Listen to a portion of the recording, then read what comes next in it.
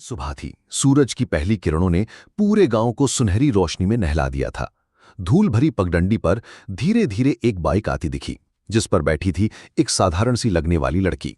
Jeans और हल्की नीली टी शर्ट पहने, सिर पर एक साधारण कैप और आंखों पर चश्मा, जैसे कोई भी देखकर यही समझे कि ये कोई शहर से आई कॉलेज की लड़की है। पर हकीकत ये थी कि ये कोई आम लड़की नहीं, बल्कि जिले की सख्त और ईमानदार आईपीएस अधिकारी अर्चना सिंह थी, जो अपनी सादी वेशभूषा और गुप्त मिशनों के लिए जानी जाती थी। इस बार वो इस गांव में निरीक्षण के लिए आई थी, लेकिन खुले तौर पर नहीं। दरअसल पिछले कुछ दिनों से शिकायतें आ रही थीं कि इस गांव के प्रधान के दोनों बेटे खुलेआम गुंडागर्दी करते हैं, लड़कियों से छेड़छाड़ करते हैं, और किसी की हिम्मत नहीं होती उनसे कुछ कहने की, क्योंकि उनके पिता प्रधान और खुद भी रसूखदार हैं। अर्चना ने सोचा कि वर्दी में जाने पर सब सावधान हो जाएंगे और असलियत सामने नहीं आएगी। इसलिए उसने सोचा कि वो एकदम साधारण लड़की बनकर गांव में घूमेगी और देखेगी कि यहाँ का माहौल कैसा है। बाइक गांव के बीचों बीच आकर रुकी और उसने आसपास नजर दौड़ाई। खेतों से काम करके लौटते लोग, चौपाल पर बैठे बुजुर्ग और चाय की दुकान पर खड़े कुछ लड़के, जो उसकी ओर घूर कर देख रहे थे। अर्चना ने उन्हें अनदेखा किया और गांव के बीचों बीच बनी एक पुरानी दुकान के पास जाकर पानी मांगा। दुकानदार ने पानी दिया, लेकिन उसके पीछे खड़े दो लड़के आपस में फुसफुसाने लगे। अरे नहीं आई लगती है, शहर की होगी, माल देखो कैसा है। अर्चना ने उनके शब्द साफ साफ सुने, लेकिन चेहरे पर कोई बदलाव नहीं आने दिया। वो जानती थी कि उसका मकसद यहां माहौल को समझना है, न कि तुरंत अपनी पहचान बताना। थोड़ी देर बाद वो गांव के कच्चे रास्तों पर घूमने लगी। तभी दूर से एक महंगी एसयूवी धूल उड़ाती हुई आई और उसके सामने आकर रुक गई। गाड़ी से दो लड़के उतरे, उम्र करीब 25-26 साल, कपड़े महंगे, गले में सोने की चेन, आंखों में घमंड साफ झलक रहा था। ये थे गांव के प्रधान के बेटे विक्रम और सूरज।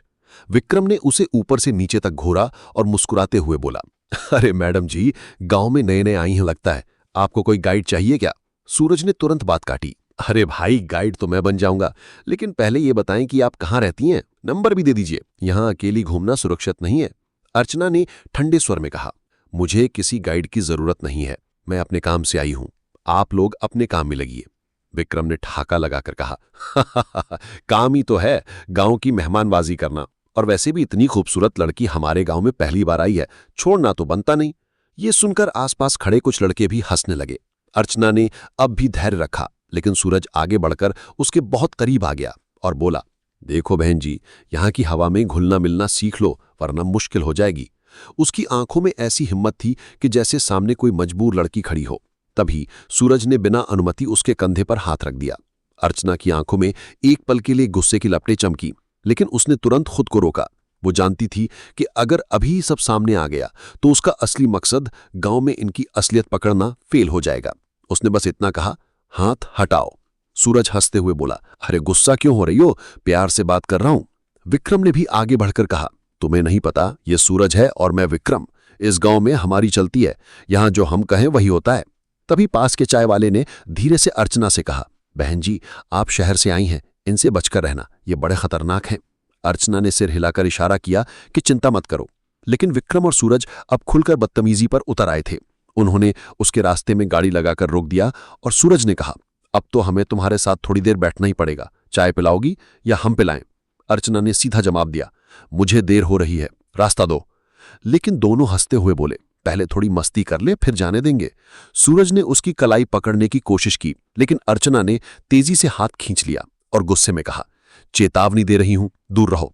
विक्रम ने ताना मारते हुए कहा, ओहो, देखो तो कितनी अकड़ है, लगता है शहर की है, चल भाई इसे सबक सिखाते हैं। ये सुनकर अर्चना ने महसूस किया कि अब बात हद से गुजर रही है।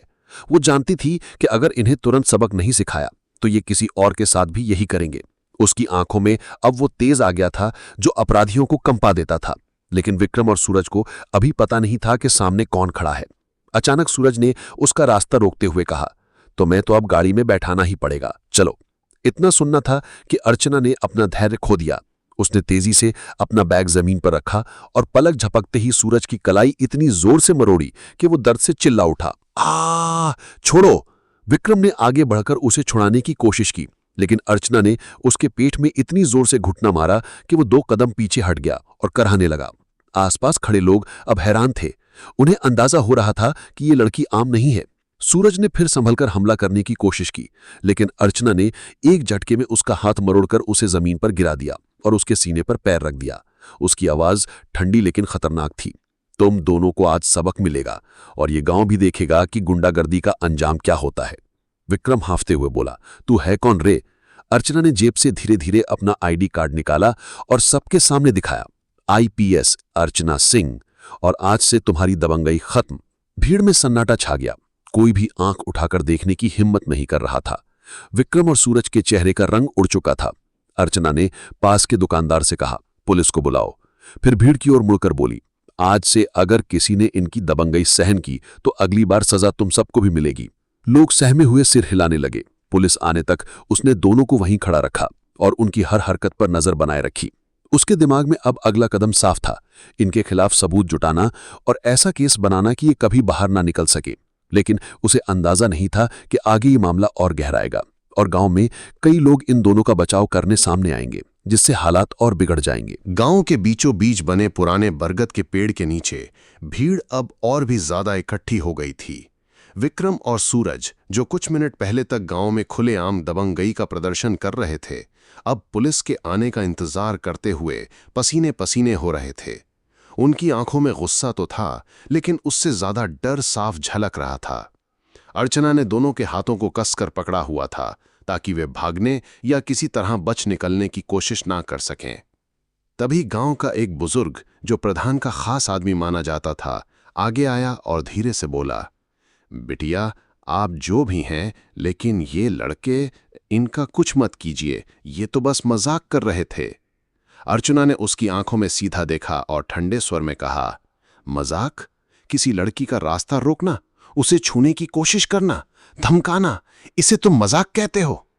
बुजुर्ग ने थोड़ा हकलाते हुए कहा, गांव में ऐसे ही चलता है, शहर वाली बातें यहां मत लागू कीजिए। ये सुनकर अर्चना का गुस्सा और बढ़ गया। उसने ऊंची आवाज में कहा, यानी यहां कानून नहीं, गुंडों की चलेगी? तो सुन लो, अब से यहां कानून ही चलेगा। भीड़ में सन्नाटा पसर गया, लेकिन कुछ लोग अभी भी बड़बड़ा रहे थे, शायद डर के मारे या शायद इस वजह से कि वे विक्रम और सूरज की दबंगई के इतने आदी हो चुके थे कि अब उन्हें यह सब गलत ही नहीं लगता था। तभी दूर से सायरन की आवाज आई। थाने की जीप धूल उड़ाती हुई पहुंची और उसमें से 4 सिपाही और एक सब इंस्पेक्टर उतरे। सब इंस्पेक्टर ने अर्चना को देखते ही थोड़ा असमंजस से सलाम ठोका, मानो उसकी असली पहचान समझ में आ गई हो, लेकिन उसने औपचारिकता निभाते हुए कहा, मैडम, आप यहां इस हालत में? अर्चना ने सीधा आदेश दिया, इन दोनों को तुरंत गिरफ्तार करो और थाने ले जाओ। सूरज ने हड़बड़ाकर कहा, अरे हमारी गलती नहीं, ये झूठ बोल रही है। विक्रम ने भी चिल्लाकर कहा, हमारे बाप प्रधान हैं, छोड़ दो हमें। लेकिन सिपाहियों ने उन्हें पकड़कर जीप में बैठा दिया। तभी कुछ गांव वाले आगे आकर विरोध करने लगे, मैडम छोड़ दीजिए, बदनामी हो जाएगी, प्रधान जी नाराज हो जाएंगे। अर्चना ने तेज आवाज में कहा, अगर बदनामी होगी तो उन लोगों की जो अपराध करते हैं, ना कि उन लोगों की जो कानून का पालन कराते हैं। जीप थाने की ओर रवाना हो गई, लेकिन अर्चना यहीं नहीं रुकी। उसने तय कर लिया था कि गांव में सिर्फ ये 2 नहीं, बल्कि इनके पूरे नेटवर्क को खत्म करना है। वो पास के स्कूल की ओर बढ़ी, जहां बच्चों से लेकर लड़कियों तक से सीधे बात करने का इरादा था, ताकि सच बाहर आए। स्कूल के बाहर कुछ लड़कियां आपस में धीमी आवाज में बातें कर रही थीं। अर्चना उनके पास गई और खुद को एक सामाजिक कार्यकर्ता बताते हुए बोली, बेटा, सच सच बताओ, क्या गांव में कोई तुम्हें परेशान करता है?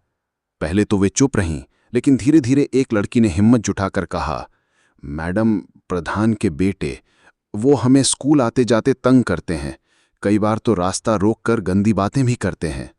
ये सुनकर अर्चना का खून खौल उठा।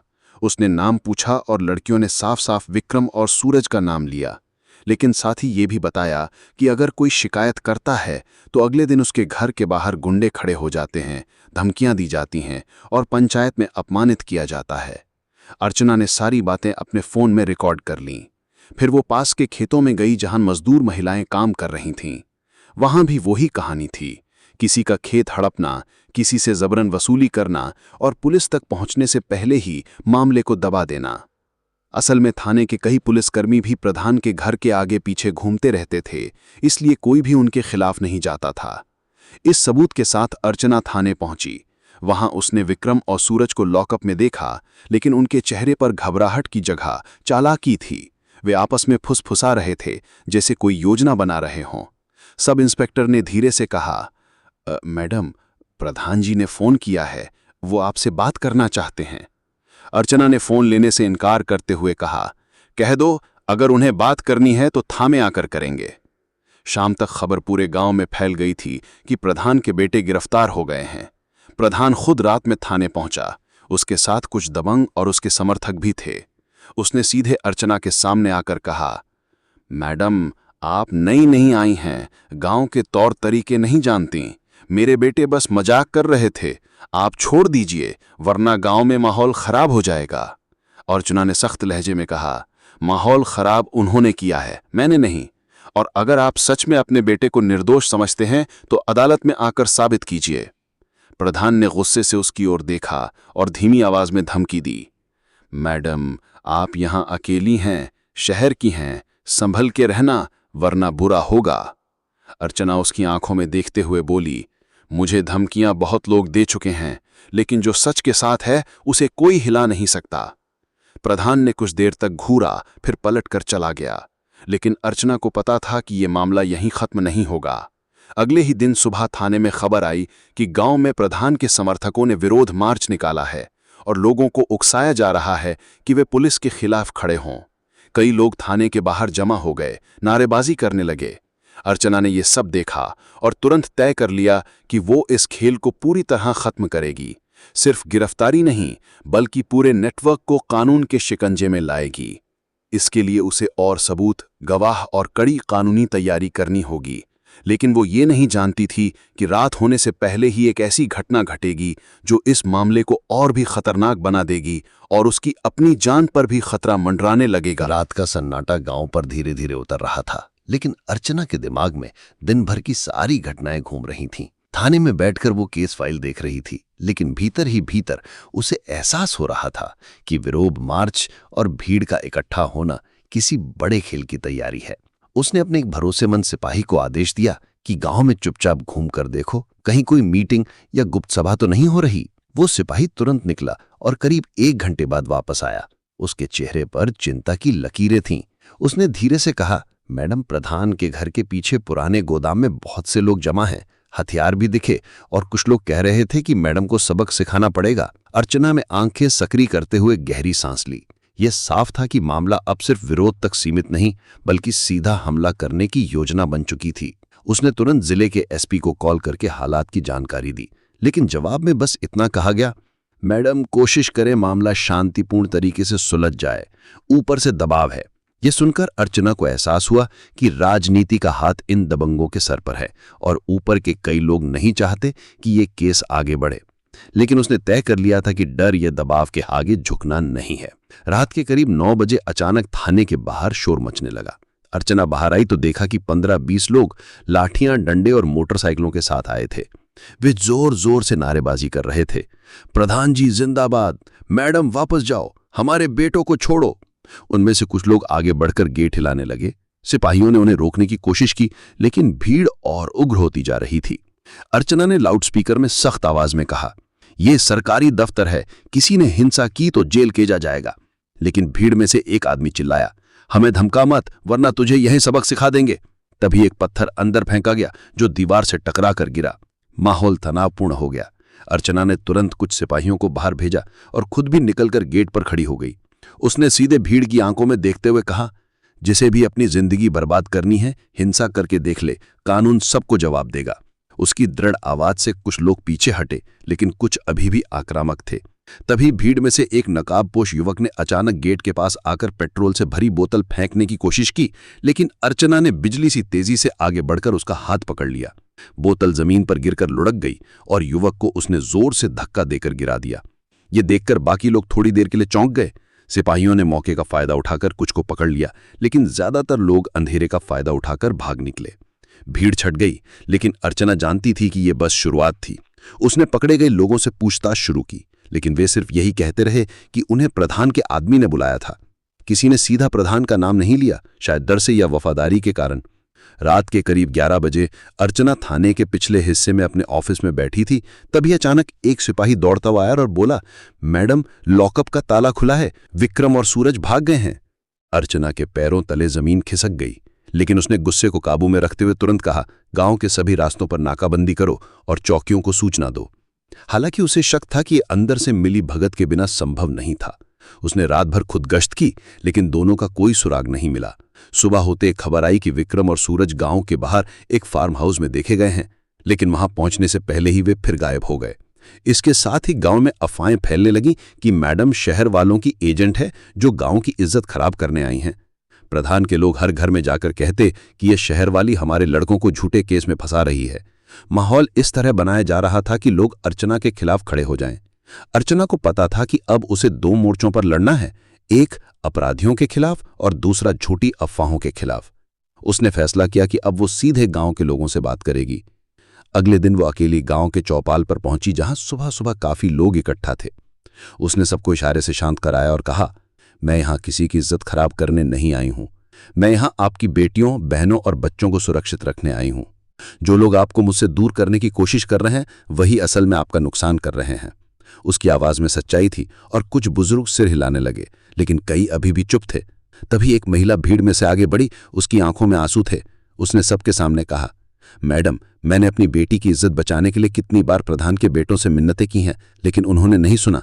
अगर आप नहीं होंगी तो हमारी बेटियां कभी सुरक्षित नहीं रहेंगी। इसे एक बयान ने माहौल बदलना शुरू कर दिया। अर्चना ने तुरंत उसका बयान वीडियो में रिकॉर्ड किया और कहा, सच छुपाना भी गुनाह है।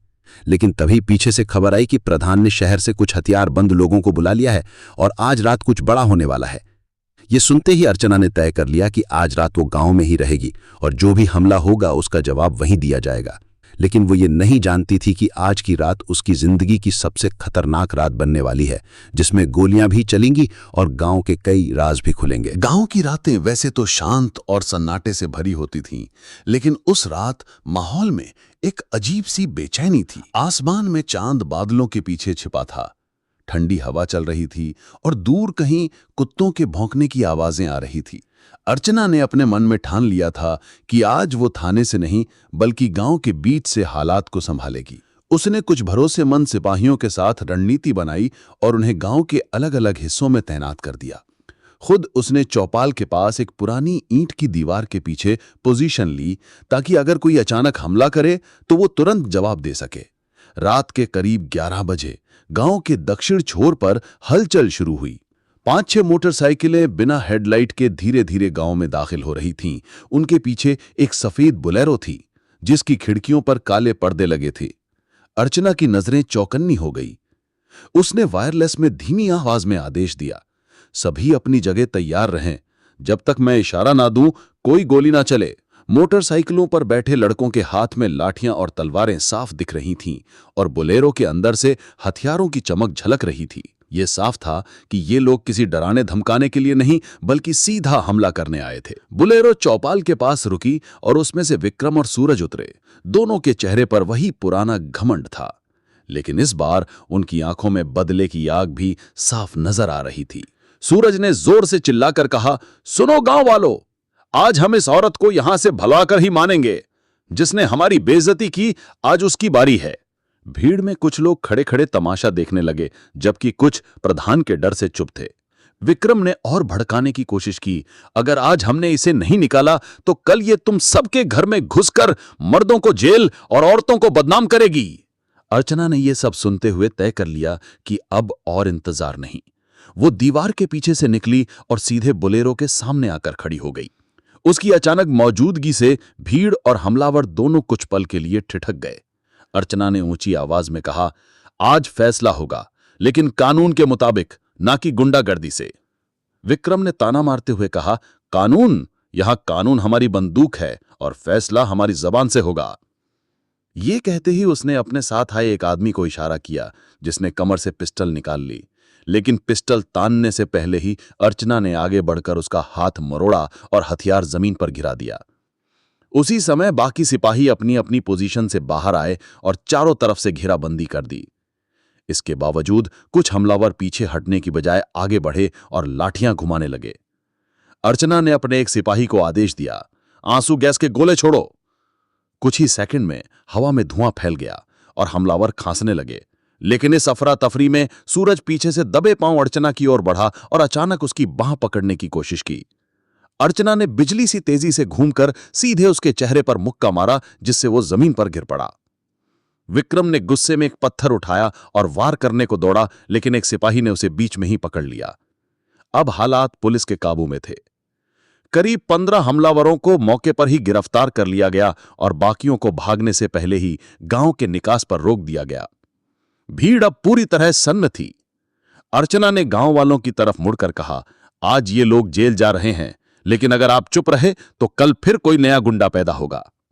उसकी आवाज में गुस्से के साथ साथ दर्द भी था। तभी भीड़ में वही महिला जिसने पहले अपनी बेटी की कहानी बताई थी आगे आई और जोर से बोली, हम अब चुप नहीं रहेंगे मैडम।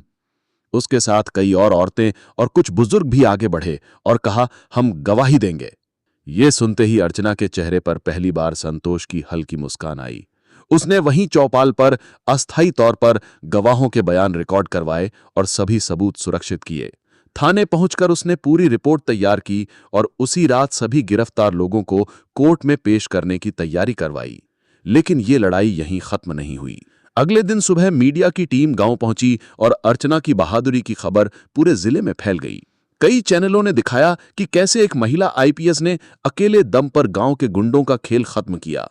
हालांकि कुछ राजनीतिक लोग अभी भी प्रधान के पक्ष में बयान दे रहे थे और कह रहे थे कि यह सब साजिश है, लेकिन गवाहों के मजबूत बयानों और हथियारों के बरामद होने से सच छुपाना अब नामुमकिन था। अदालत ने विक्रम, सूरज और उनके साथियों को न्यायिक हिरासत में भेज दिया। गांव में धीरे धीरे माहौल बदलने लगा। अब लड़कियां स्कूल आने जाने में डरती नहीं थीं और लोग चौपाल पर खुलकर बात करने लगे। अर्चना को पता था कि ये जीत सिर्फ उसकी नहीं बल्कि उन सभी की है जिन्होंने डर पर जीत पाई। जब वो गांव से निकल रही थी तो कई औरतें और बच्चे उसे रोककर धन्यवाद कह रहे थे। एक छोटी बच्ची उसके पास आई और धीरे से बोली, मैडम अब हमें कोई डराएगा नहीं ना?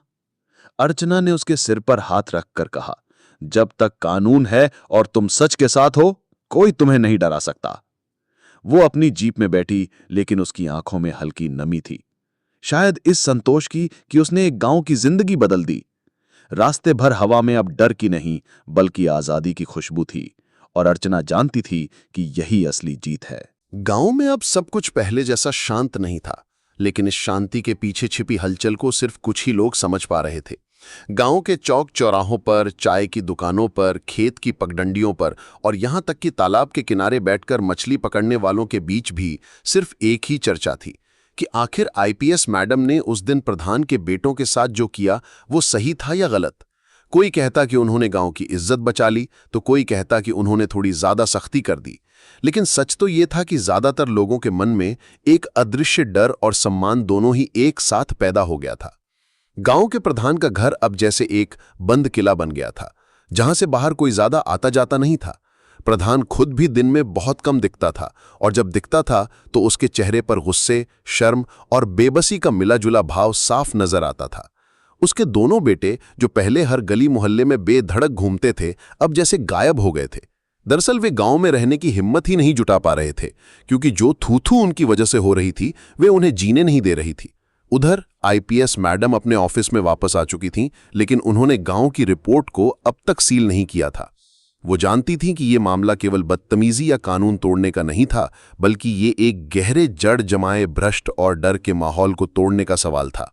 उन्होंने सोचा कि एक बार फिर गांव का चक्कर लगाया जाए, लेकिन इस बार बिना किसी के बताए और बिना किसी को शक होने दिए। वो चाहती थीं कि असली माहौल को देखें, ये जानें कि उनके सख्त कदम के बाद लोगों में क्या बदलाव आया है। इसलिए उन्होंने तय किया कि आने वाले हफ्ते में फिर से एक साधारण लड़की बनकर, शायद इस बार जीन्स टी शर्ट की बजाय सलवार कुर्ता पहनकर जाएंगी, ताकि लोगों को लगे कि कोई बाहरी लड़की आई है, ना कि कोई अफसर। गांव में उधर महिलाएं आपस में बातें कर रही थीं कि देखा कैसे शहर की लड़की ने प्रधान के बेटों को सबक सिखाया। ऐसे लोगों को तो रोज रोज सबक मिलना चाहिए। लेकिन कुछ लोग डर के मारे धीरे से कहते कि अरे अब तो प्रधान बदला लेने की फिराक में होगा, हमें संभल कर रहना चाहिए। ऐसे माहौल में एक शाम गांव में हलचल मच गई जब ये खबर फैली कि प्रधान ने अपने कुछ शहर के दोस्तों को बुलाया है जो बहुत ऊंची पहुंच रखते हैं। ये सुनते ही कई लोग चिंता में पड़ गए कि कहीं मामला उल्टा न पड़ जाए और गांव फिर से पुराने डर के साये में न डूब जाए। लेकिन आईपीएस मैडम के दिमाग में पहले से ही एक योजना थी। उन्होंने अपने भरोसेमंद पुलिसकर्मियों को गुप्त रूप से तैयार रहने के लिए कह दिया था और उन्हें समझा दिया था कि जब तक वो खुद इशारा न करें कोई भी कार्रवाई नहीं होगी। अगले दिन सुबह गांव में हल्की हल्की बारिश हो रही थी, मिट्टी की खुशबू फैल रही थी, लेकिन लोगों के मन में एक अजीब सा तनाव था। उसी वक्त एक पुरानी बाइक पर सवार एक लड़की गांव में दाखिल हुई। उसने हल्का नीला सलवार कुर्ता पहना था, बालों को ढीले से बांधा था और कंधे पर एक कपड़े का बैग टांगा था। कोई पहचान नहीं पा रहा था कि ये वही आईपीएस मैडम है जो कुछ दिन पहले यहां तूफान बनकर आई थीं। वो चुपचाप गांव की गलियों में घूमने लगीं, लोगों से हालचाल लेने लगीं और बाजार में सब्जी खरीदने के बहाने बातचीत करने लगीं। उन्होंने देखा कि कुछ चीजें बदली थीं। अब कोई भी खुलेआम महिलाओं के साथ बदतमीजी नहीं कर रहा था, लेकिन फिर भी दबे स्वर में लोग डर के माहौल की बातें कर रहे थे। तभी उनकी नजर प्रधान के दोनों बेटों पर पड़ी, जो किसी पुराने खलियान के पीछे छिपकर अपने दोस्तों से बातें कर रहे थे। उन्होंने धीरे से पास जाकर सुना तो साफ हो गया कि वे फिर से कोई चाल चलने की योजना बना रहे हैं। वे चाहते थे कि इस बार उस लड़की यानी आईपीएस मैडम, जिन्हें वे पहचानते नहीं थे, को सबक सिखाकर गांव वालों के सामने अपनी इज्जत वापस पाएं। मैडम ने तुरंत अपने कानों में ये बातें दर्ज कर लीं और मुस्कुराईं। उन्हें पता था कि ये उनके जाल में फंसने का सही समय है। वो जानबूझकर वहां से ऐसे गुजरीं जैसे कुछ सुना ही ना हो और बाजार की तरफ बढ़ गईं। कुछ देर बाद प्रधान के बेटे और उनके दोस्त भी बाजार पहुंचे और वहां नकली बहादुरी दिखाने लगे। पहले उन्होंने छोटे बच्चों को डराया, फिर सब्जी बेचने वाली औरत से जोर जबरदस्ती करने लगे। ये देखकर आईपीएस मैडम का खून खौल उठा, लेकिन उन्होंने अपने चेहरे पर कोई गुस्सा नहीं दिखाया।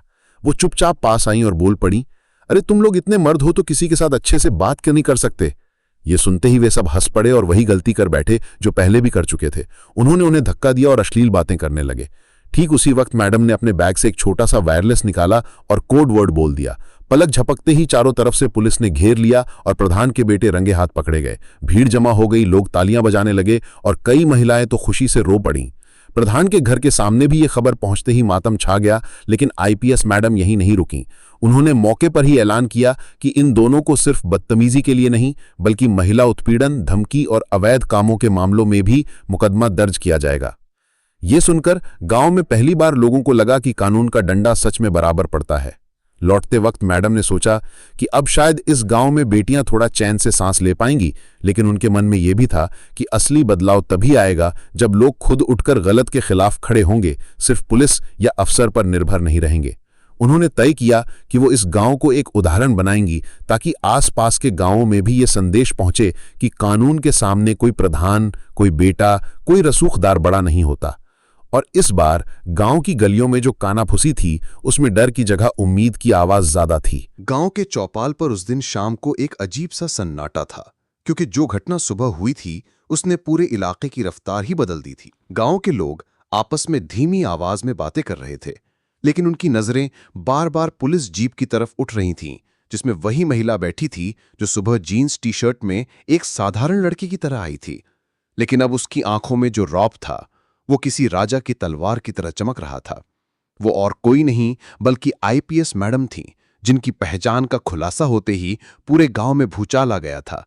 प्रधान के दोनों बेटों के चेहरों से अब अकड़ गायब हो चुकी थी। सुबह जो लड़के सरेआम हंस रहे थे और अश्लील बातें कर रहे थे, अब उनके चेहरे ऐसे लग रहे थे जैसे किसी ने उनसे उनका सब कुछ छीन लिया हो। दोनों को पुलिस के जवानों ने कसकर हथकड़ी में जकड़ा हुआ था और उनकी नजरें जमीन पर गड़ी थीं। आईपीएस मैडम के मन में गुस्से के साथ साथ एक ठंडी दृढ़ता भी थी। वो जानती थी कि केवल इन दो लड़कों को सजा देने से ही बात खत्म नहीं होगी, बल्कि पूरे गांव में ये संदेश जाना चाहिए कि कानून से ऊपर कोई नहीं। उन्होंने अपने सामने बैठे थानेदार से कहा, यह मामला सिर्फ छेड़छाड़ का नहीं है, ये सत्ता के नशे में चूर मानसिकता का मामला है, जो सोचती है कि पैसे और पद से कानून को मोड़ा जा सकता है।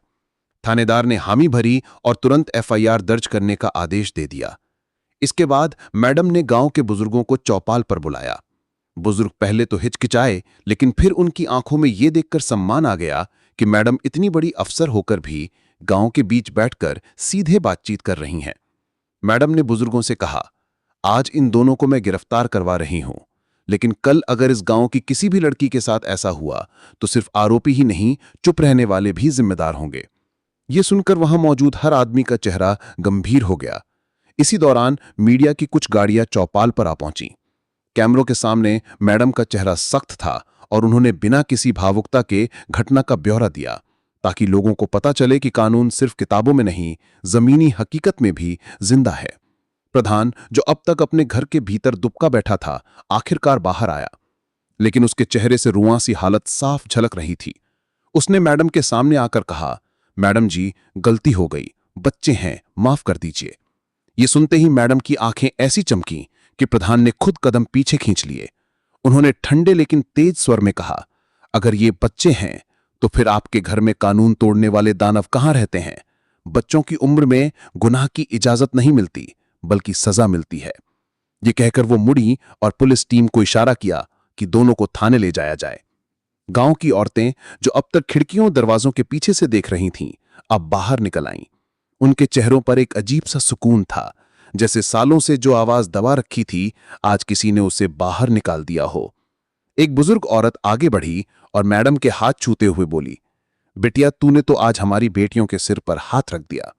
मैडम ने हल्की सी मुस्कान दी, लेकिन उनका ध्यान अभी भी अपने मिशन पर था। उन्होंने तय कर लिया था कि इस गांव में महिलाओं की सुरक्षा सुनिश्चित करने के लिए एक विशेष अभियान चलाया जाएगा। उसी शाम उन्होंने थाने में बैठकर आदेश जारी किया कि गांव के हर कोने में पुलिस गश्त होगी और स्कूल कॉलेज जाने वाली लड़कियों के रूट पर विशेष निगरानी रखी जाएगी। मीडिया में यह खबर आग की तरह फैल गई। साधारण लड़की बनकर गई आईपीएस, छिड़खानी करने वालों को रंगे हाथ पकड़ा। ये सुनकर जिले भर में लोग चकित थे और गांव के प्रधान की साख पूरी तरह गिर चुकी थी। प्रधान के अपने समर्थक भी अब उससे दूरी बनाने लगे थे। अगले दिन कोर्ट में पेशी के दौरान मैडम खुद मौजूद रहीं।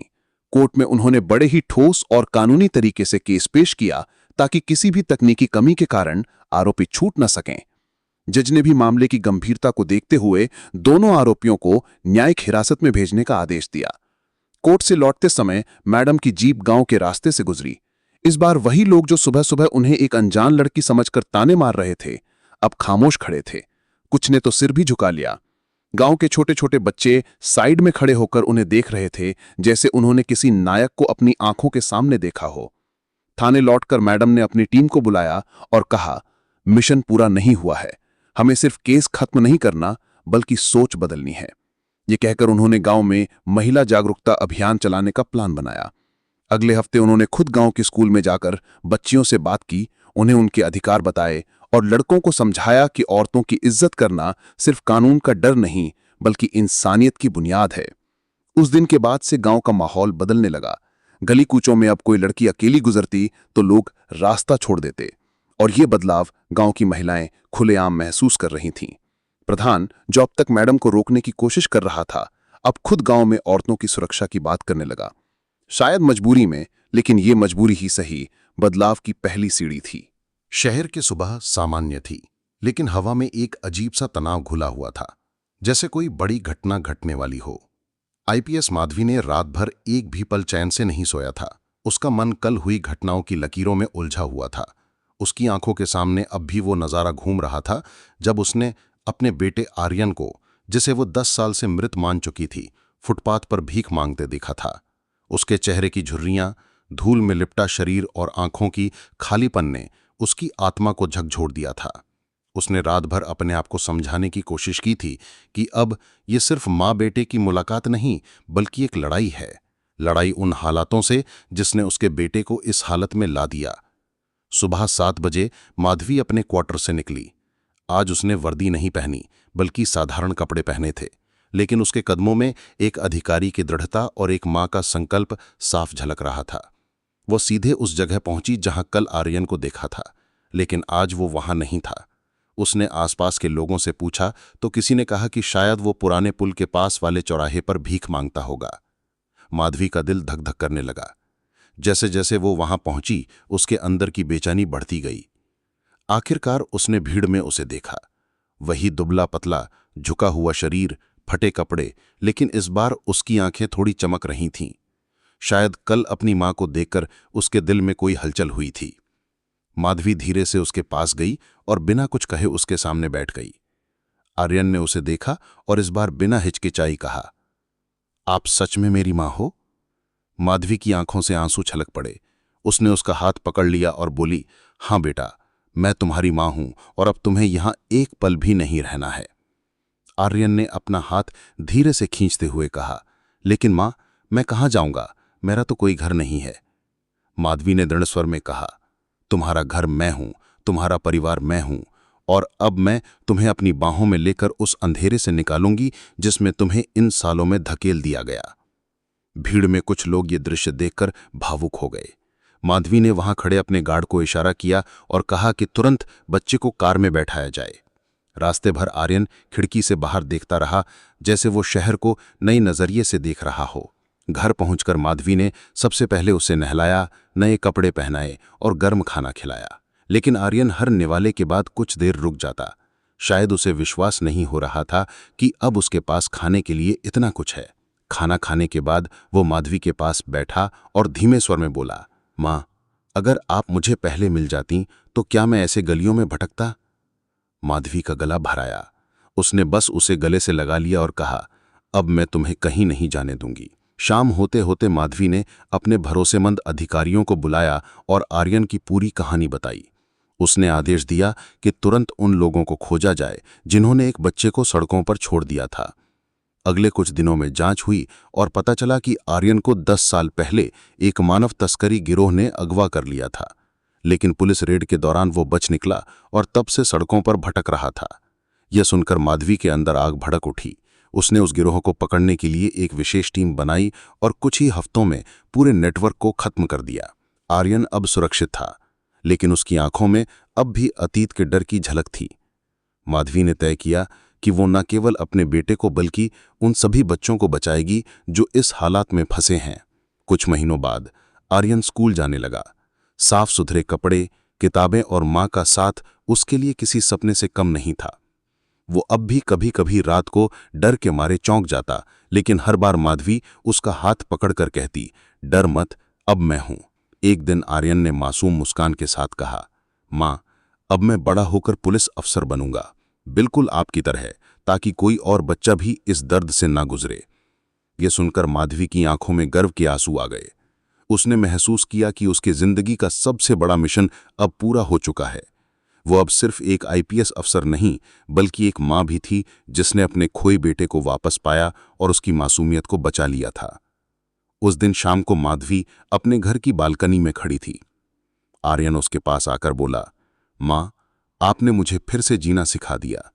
और उसने अपनी छोटी सी बाहों से उसे कसकर गले लगा लिया। हवा में एक अजीब सी शांति थी, जैसे सालों से अधूरी पड़ी कहानी आखिरकार पूरी हो रही हो।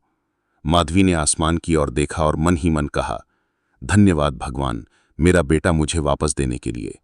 और इस तरह एक मां की लड़ाई खत्म हुई, लेकिन उसकी नई यात्रा की शुरुआत हो चुकी थी, जहां अब उसका मिशन सिर्फ कानून और व्यवस्था नहीं, बल्कि हर बच्चे की मुस्कान होगी। और यही उसकी जिंदगी की सबसे बड़ी जीत थी। अगर आपको ये कहानी पसंद आई हो तो इस वीडियो को एक लाइक जरूर दीजिए, और अगर आप चैनल पर नए हैं तो चैनल को सब्सक्राइब करना बिल्कुल ना भूलें। इस कहानी को अपने दोस्तों और परिवार के साथ ज्यादा से ज्यादा शेयर करें, ताकि बाकी लोग भी इस प्रेरणादायक कहानी का आनंद ले सकें। साथ ही कमेंट करके जरूर बताएं कि आप इस कहानी को कहां से सुन रहे हैं, क्योंकि जब मुझे ये पता चलता है कि मेरी कहानी कहां-कहां तक पहुंच रही है,